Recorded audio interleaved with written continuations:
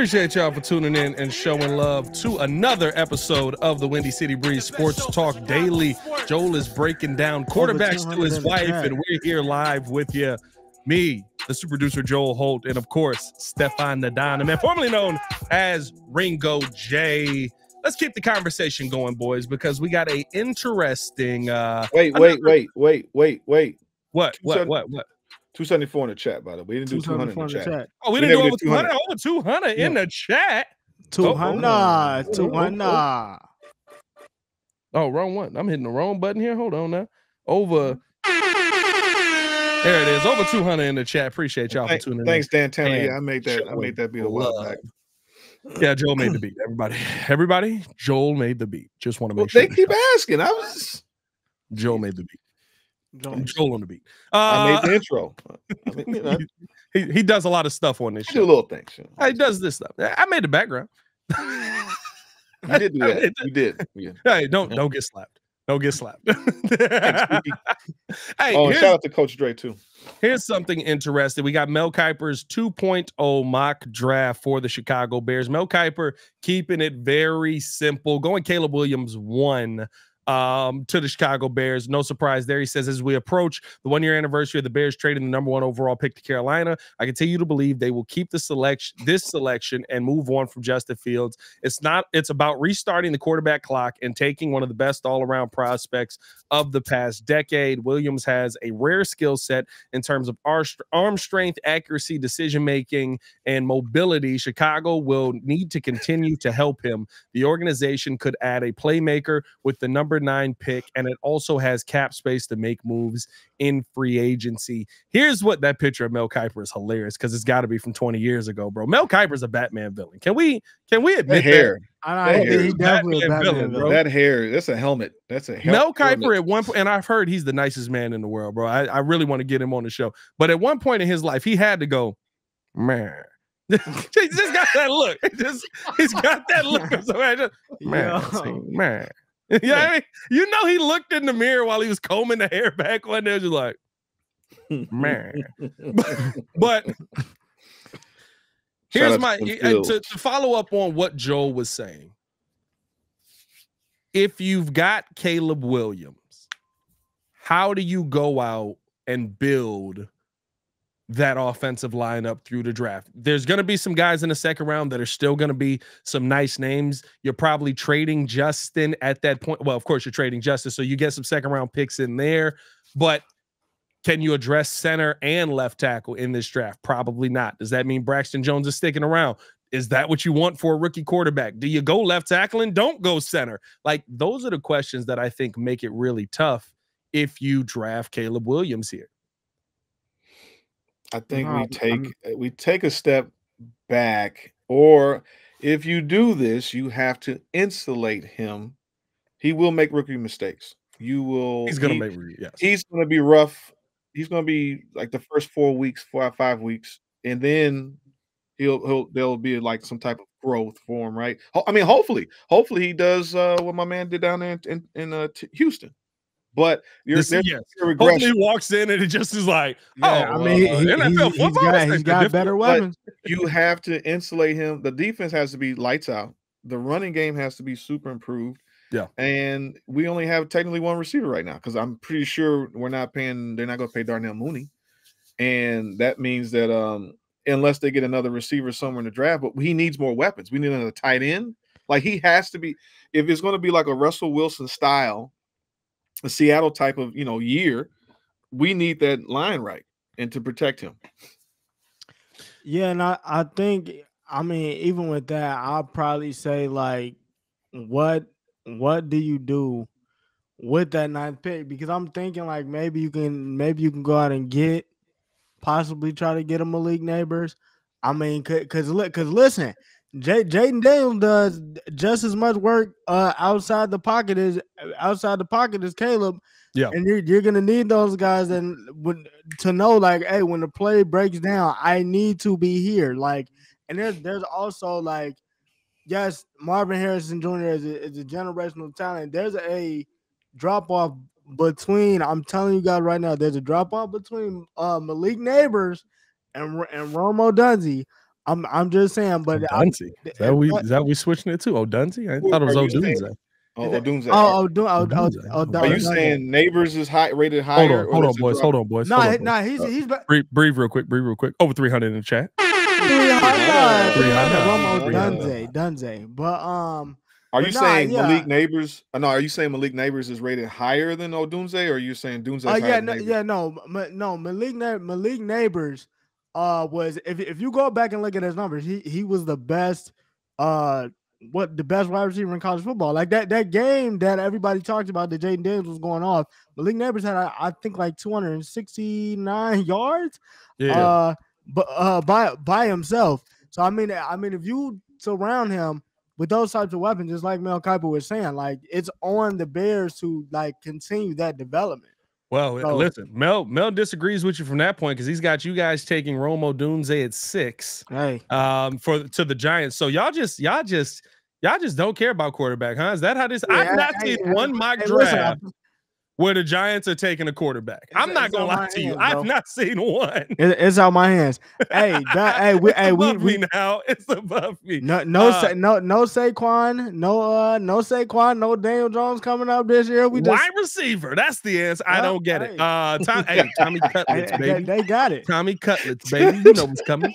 Big cutlet action.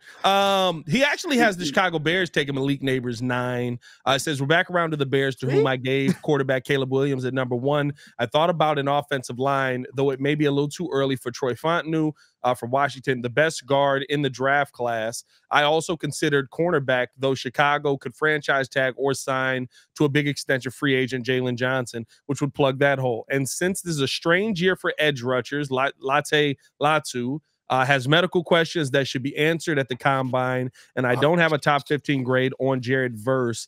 Let's instead select a dynamic playmaker to make Williams' life easier. Neighbors had 89 receptions for 1,569 yards with 14 touchdowns last season, with 1,009 of those yards and 12 of those scores coming when he was lined up in the slot. That versatility would suit new coordinator Shane Waldron's offense. I have 4 wideouts in the top 11 of my rankings, and all 4 likely will be top 10 locks in any other draft. Now, here's my issue with that.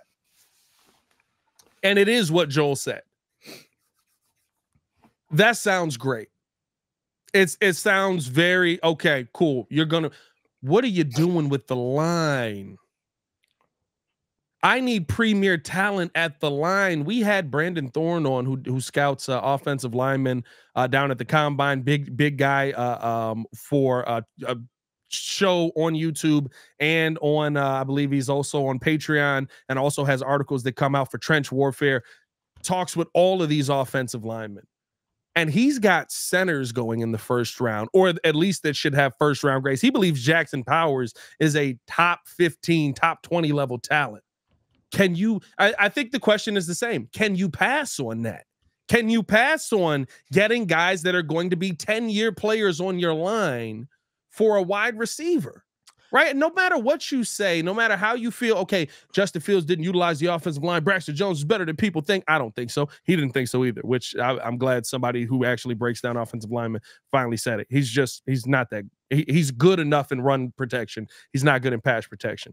But you're not getting 5 to 10-year starters in free agency. If we're going vet at center, what are we talking about? Evan Brown, nice guy. Did y'all watch him last year? He's solid. He's not what I want my rookie quarterback standing behind. A lot of people have said Connor Williams. Offensive linemen don't stay healthy once they start getting hurt. Look at Tevin Jenkins. He just tore his ACL.